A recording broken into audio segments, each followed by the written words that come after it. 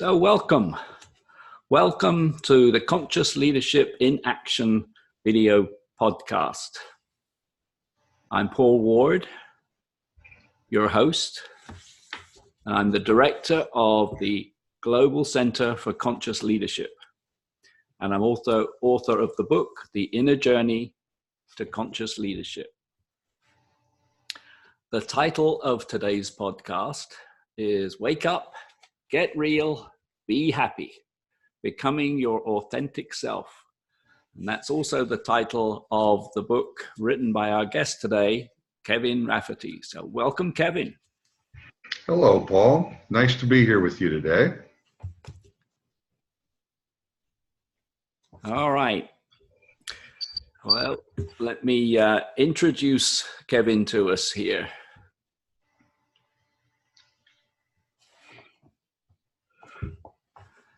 Kevin has been a coach to over 400 CEOs, top leaders, and high-performance individuals. He's led six successful business turnarounds employing conscious leadership practices and presents seminars on conscious leadership. And I know also that Kevin's coaching is around conscious leadership as well. We'll jump into that. And as I say, Kevin is also the author of Wake Up, Get Real, Be Happy, Becoming Your Authentic Self, helping readers expand their own self-awareness.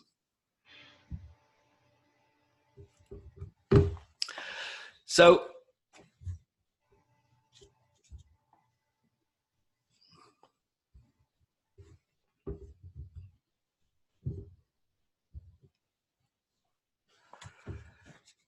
just a little bit about this podcast. The purpose of the Conscious Leadership in Action podcast is to advance conscious leadership for the greater good of humanity. Now, we have many definitions of consciousness, and mindfulness features in a lot of those definitions. So let's begin today with a moment of mindfulness, calling on the universe, our higher power, spirit, source, whatever works best for you, to guide us through our conversation today. So close your eyes if you wish, and let's take 3 deep, calming breaths together to bring us present, whatever's going to emerge today.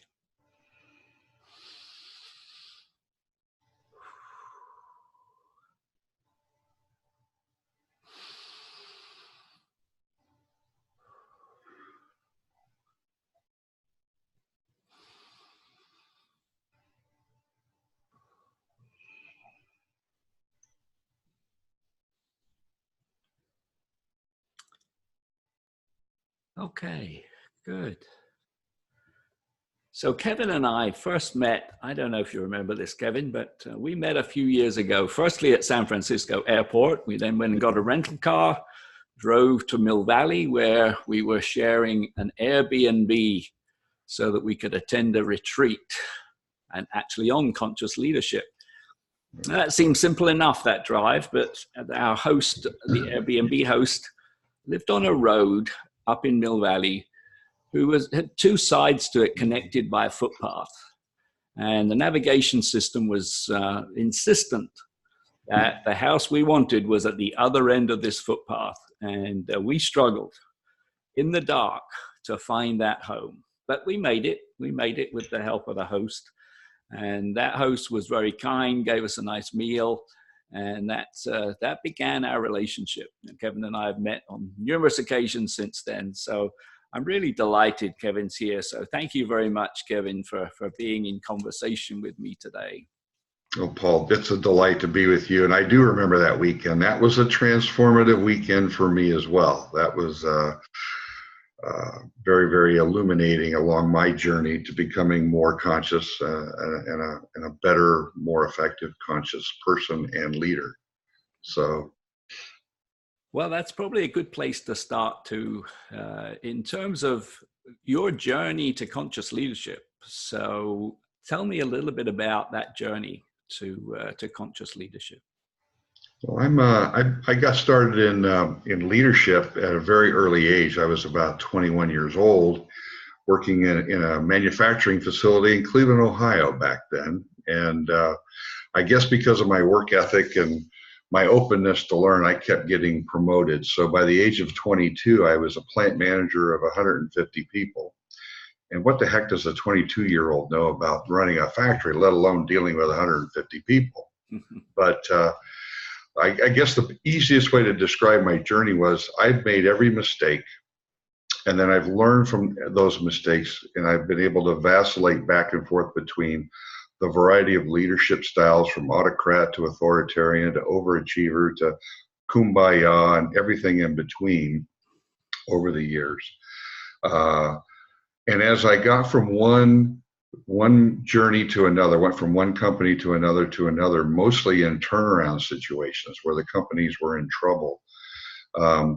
The one thing I was able to take with me was what I learned about people and organizations from the job or the two before.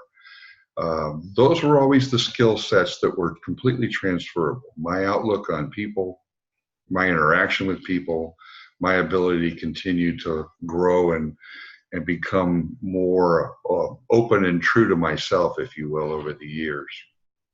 So, I guess I was more easily open and available to sharing myself with people because it was a way for me to just be me. My mother always taught me to care about people and be kind. So when you go into business, those aren't necessarily some of the values that most corporations have at the top of their list. But I kept those. I fought through all the stuff I was supposed to do and continued to try to do who I knew I should be. And so we didn't have terms back then, but I was, in the current lingo of conscious business, conscious capitalism, conscious leadership, we use terms like purpose and more self-aware and being more people-oriented and having engagement. Well, I was learning those things on the job without terminology, and they served me and the companies I worked for very well, because I would go into situations that were tough and challenging, and every single one of them, by the time I left, they were better off. So I built one, taught me how to do it, and I learned I took that to the next, and then that taught me a new set of skills, and it's just been a continuum in my life. That's great. Yeah, good. Now let's jump into the title of our podcast and the title of your book. So, Wake Up, Get Real, Be Happy, Becoming Your Authentic Self. Tell us a little bit about the book and why some of our listeners might consider reading it. Well, for me, the book is really a compilation of many, many things that along my journey to figure out who I am, answering the big questions: who I am, why am I here, what is this thing called life here, how do we do things like in the business community to support that rather than just doing the same old has always been at top of mind for me. I've been a lifelong learner, and as I got into my 20s and 30s, the learning evolved into now more of an existential basis, like, who are we, what are we doing here, and took me onto a spiritual journey of learning who I really am. And I started to figure out that I thought I was this ego personality presence for much of my life, and then I also realized that was more of my pretend self, or the self that I had constructed, but not necessarily my true self. So I started looking for help, reading self-help books and going to seminars and, taking classes and things on, what makes us a human being, what makes a happy human being, an effective human being, an effective leader. And so in the book are a lot of the tools and the exercises and the resources that I've used over the last 30 years to figure out who I'm not, who the pretender has been, and letting that part of me go, and learning who I truly am, the essence of, what that makes me who I really want to be and who I seem to be best and most effective at in the world. I've learned, lots of words. We use conscious leaders and conscious people and authentic and you hear ego and unconscious and higher self, lower self, conditioned self. There's all these terminologies. So you do have to weed through the forest a bit. And in the book, I try to help people wake up, because waking up is the first step along your journey to increasing your own self-awareness. And then your self-awareness journey increases your who am I? And then that increases your ability to be your highest and best self in relationships, at work, at play, and so on. So that's really how the book came about. It was about 10 years ago I came out with the first draft, and 5 years ago we revised it, because it really is a waking up. I guess it's Conscious Leadership 101, Conscious Humanity 101. It's like the primer for helping people start to do the work themselves on their own awakening and self-awareness expansion.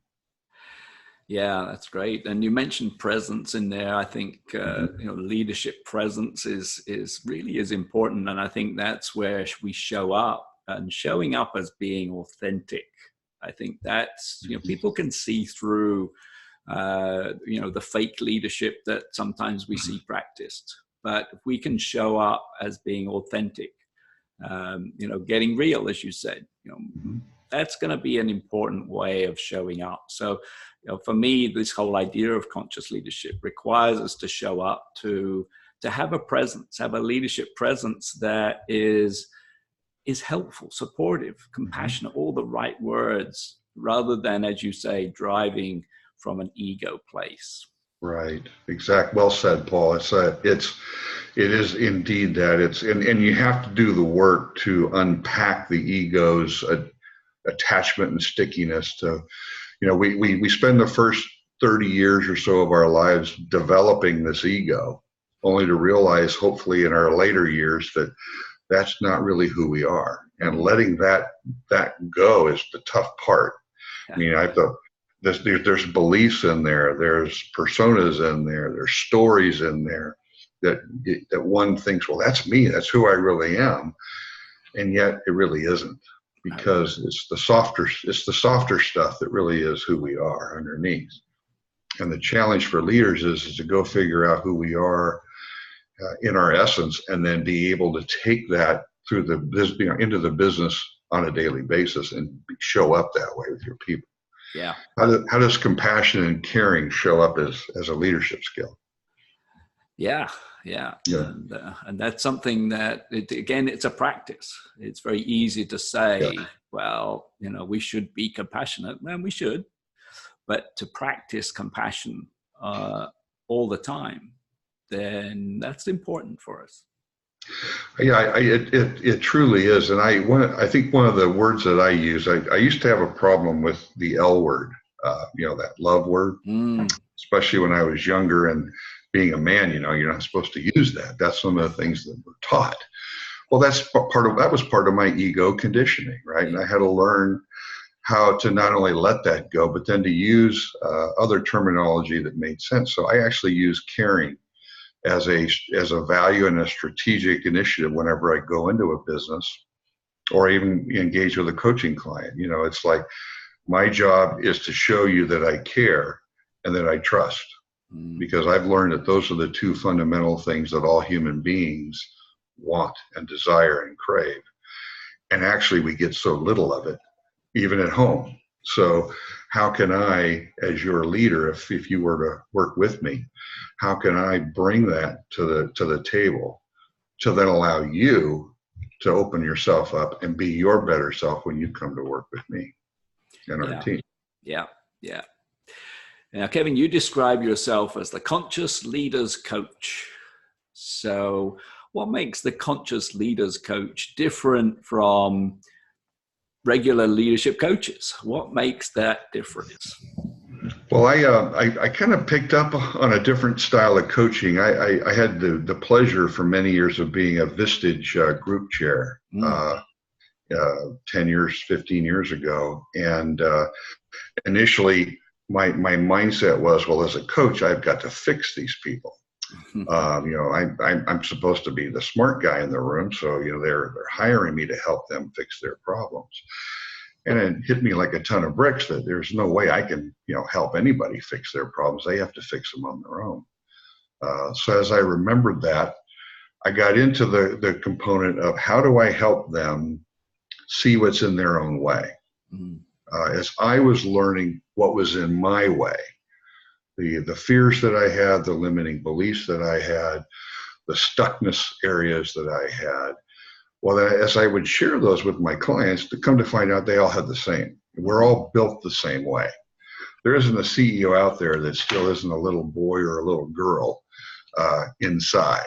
And so when I was able to break down my fears of being able to be that open and intimate with other people, I discovered that intimacy and vulnerability are invitations rather than avoidances. People, if you go first and you share something about yourself, they'll jump in the pool with you.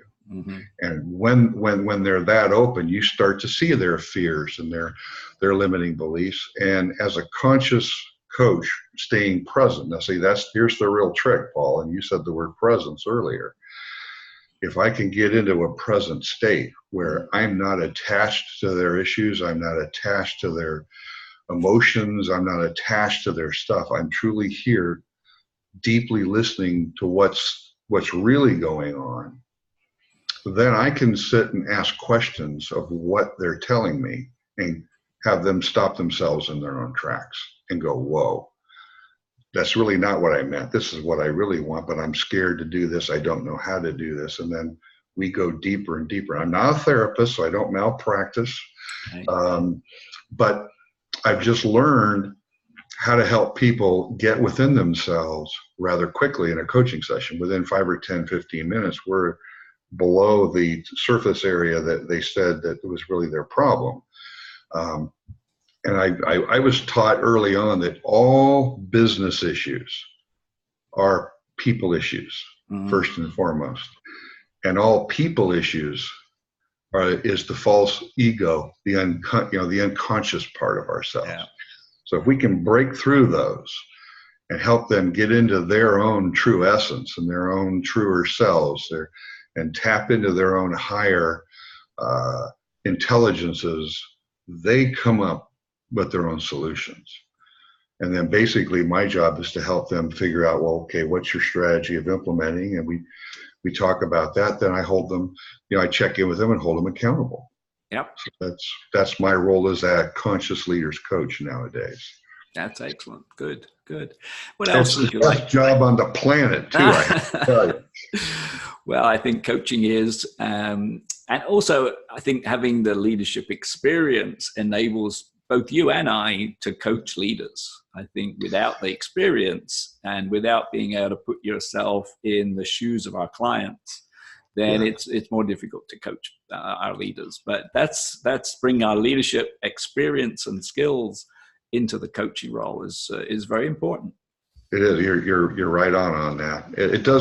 It helps to know what they're going through. Owners and CEOs, C-suite people, they do have different issues that they have to deal with. I mean, just as far as maybe sweating payroll or setting strategic goals that the board and the owners will approve, and then going out and getting those things done through and with other people, could be a daunting exercise. So they do go through different things, and it's nice to know. I can share my experience when it's warranted, but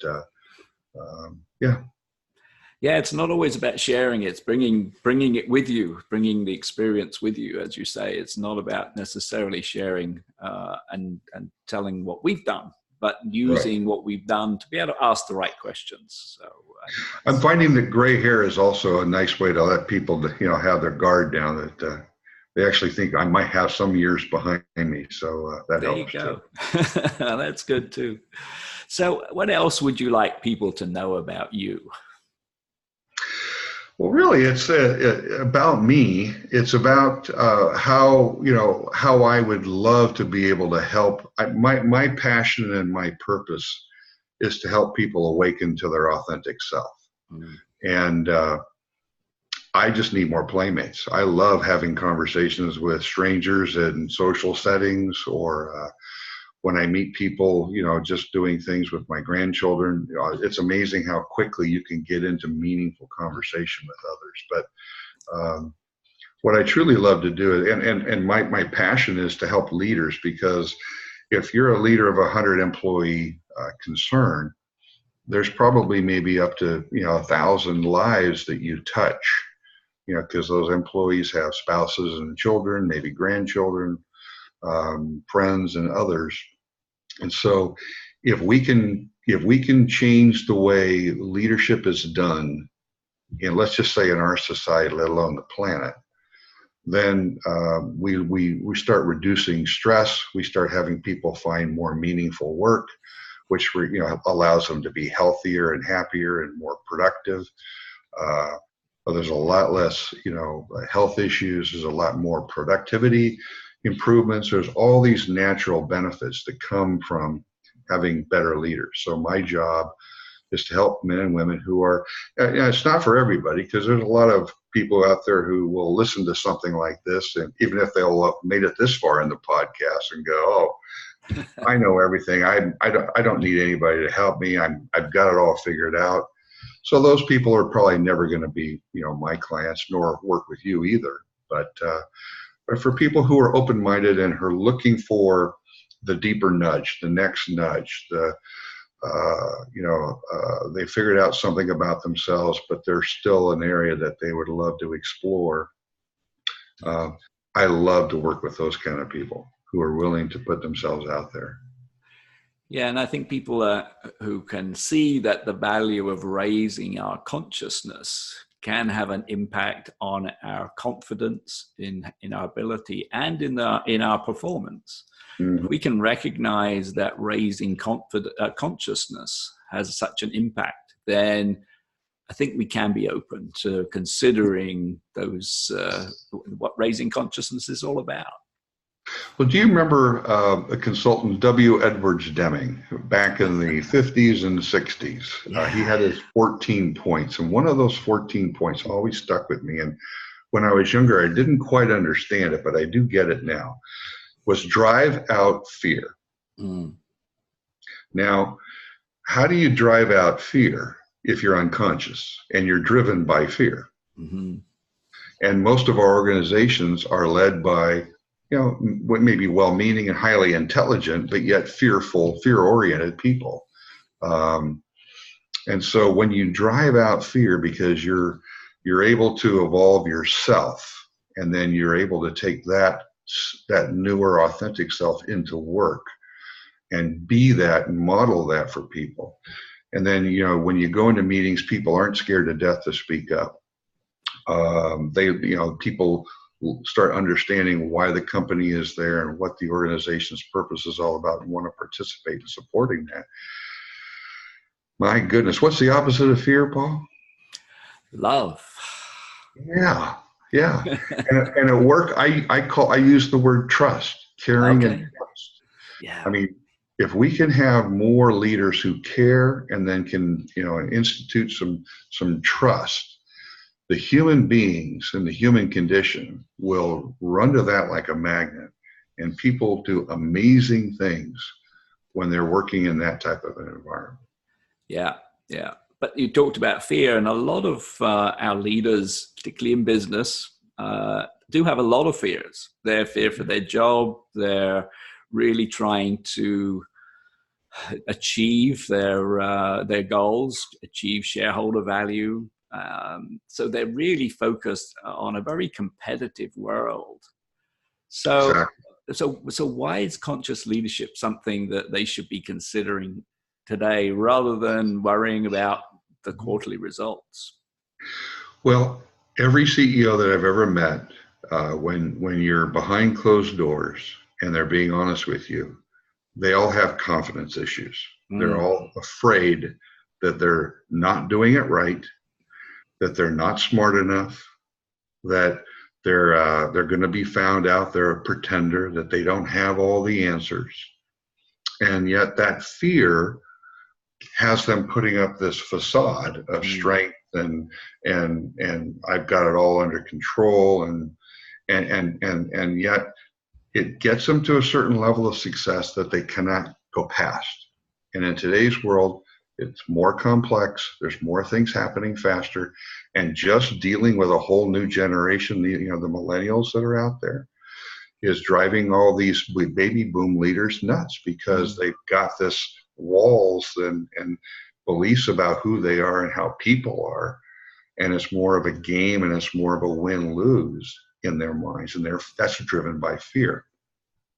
Let's break those fears down, and let's get, if not get them out, at least learn techniques to overcome them. So what can they do just on a day-to-day basis? You know, I remember when I first had a managerial role many years ago, the person who'd appointed me into this management role, and I'd been promoted from within an organization to be the manager of the team I was part of. And he just said, you know, when you come in Monday morning, you're in a different role. He said, do something different. And that always struck with me, you know, that you can't just be the same person. So if someone's listening and says, okay, I get some of this, but I'm just going to go to work tomorrow, what are they going to do differently? I would say you start with your people. If you're in a management role, you've got direct reports. And I would say, when was the last time you actually had a cup of coffee with them? Yeah. And just sat down and said, look, you know, I haven't done this. Maybe you've never done this. So I haven't done this before, but I'm coming to learn that I'd like to be able to get to know you more so that we can figure out how to work better, what works better for you. I'm trying to open myself up so that I can be a better boss to you, or with you, or for you.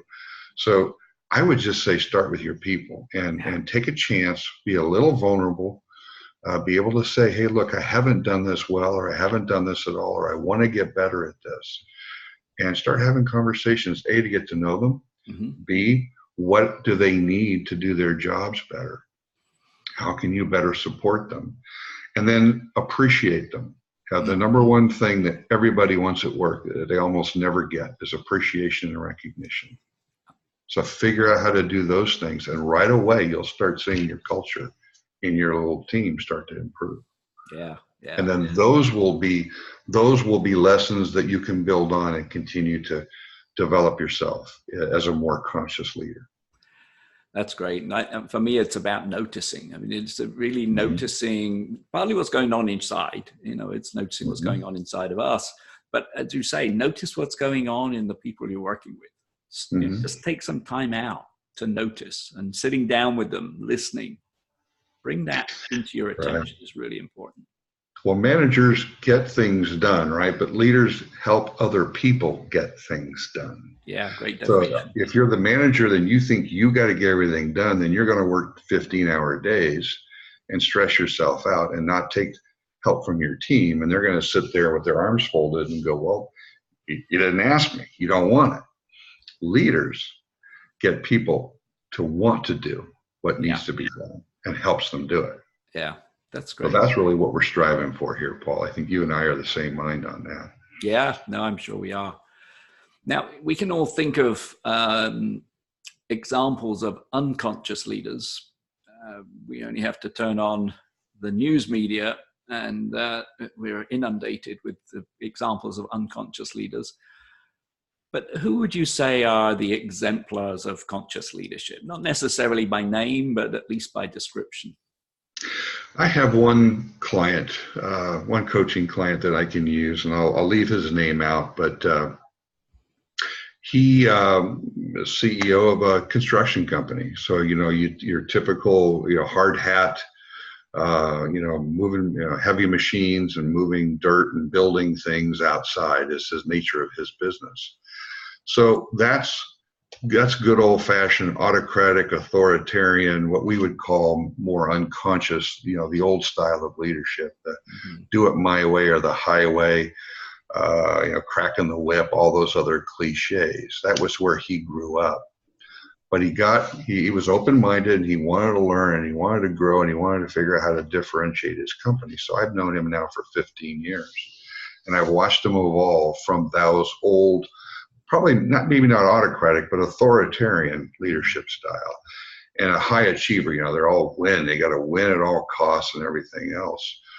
Well, now he's got, his tagline is building better projects and people. That's his purpose statement. So how do you go from making money and, building things as your driving force to building better people? But that's where he's gone. And he's had to go through, I've watched him go through many iterations of his evolution. But he was open-minded, willing to learn, willing to be vulnerable. And for a man, in his 60s now, that was one of his biggest challenges. But he broke through those barriers. And as he became more open with his people and more honest and more challenging his people that way, his company just grew. Actually, it grew 10 times plus. Wow. In the last 15, 20 years. So you can get tremendous financial results by becoming a more conscious human being first, and then being able to have the courage to take that person into work every day under your leadership role. So, those are, I rather than having people as descriptors, I would rather look for people who are open-minded, who have a real sense about people. They have a connection to people. That's a key. You gotta like people. You gotta understand that business is about human beings, and then being able to be willing and able to make mistakes and learn from them, yourself and others. Having that type of a safe place. Yeah, that's important. And I don't think, particularly some of those who come to us who may be unconscious, or at least only minimally conscious, it's not about just flipping a switch. No. It is a journey. It's a journey to conscious leadership. It's something that is a transition. And that's where, as coaches, we can support that transition, not something that happens overnight. It takes a while. That's why I've got numerous clients that I've known for over 10 years now. Most coaches, they get called in to help, 6 months, a year, you're trying to fix somebody, or I think I got a problem. Well, I fixed a lot of problems in short periods of time, but the real problems have taken years. And sometimes you just need a guide. Sometimes you just need a shoulder. You need somebody else that is consistently there, learning with you and growing with you. I mean, I'm still learning and growing. I know you are too, Paul. This is a never-ending process. Right. And that's kind of the best part about it. None of us are the expert in this. We're all figuring it out, and we're all sharing what's working and what's not working together. Yeah, we're learning together. Yeah. Now you've had an interesting journey through life, through leadership roles, and I know you've recently been turned around a company and it's been sold. So I'm curious about what's next for you on your journey. Great question. And I'm still, I spent the summer kind of just decompressing, from the last gig I was at, thinking, all right, I'm 65 now. So, it's like, oh, I'm at that big marker, right? Never thought I would ever get here until you get there. But I have about 20 or 30 great years left, and I'm not ever going to retire. And I think coaching is still my best outlet. So I'm actually doing a few things to sort of dust off some of my coaching tools and things. I'm going to start writing more, and I'm going to be getting more involved in executive coaching, in the conscious side of things.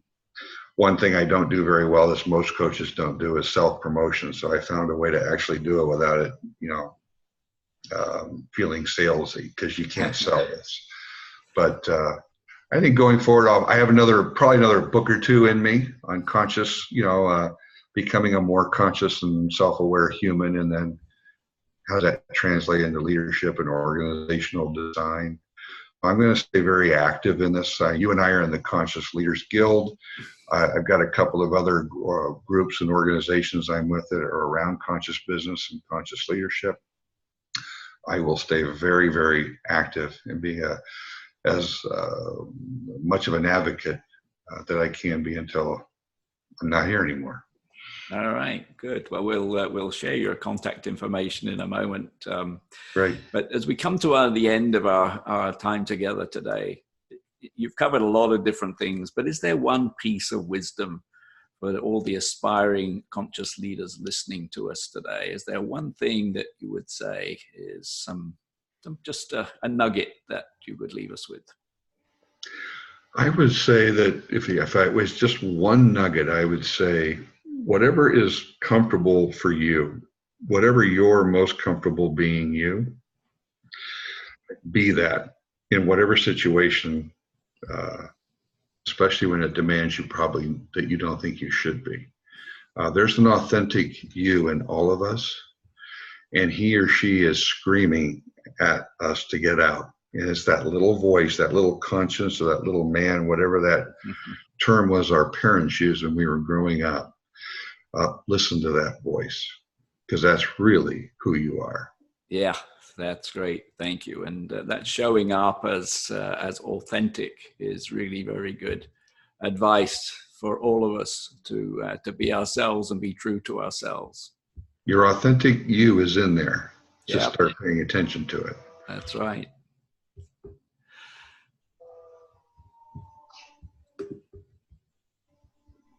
Okay, so if you'd like to contact Kevin, his information's on the screen. If you're listening on the audio, you can find him at kevinrafferty.com, KevinRafferty, kevinrafferty.com. And you can email him to at kevinrafferty.com. So I hope you'll reach out to Kevin. Now, for me, conscious leadership is about noticing what's going on. It's about setting intention as to how we show up, and it's about acting responsibly. And we've touched on a lot of that in our conversation today. Reaching higher levels of consciousness can really increase our confidence, and that can deliver greater success in our personal and in our professional lives.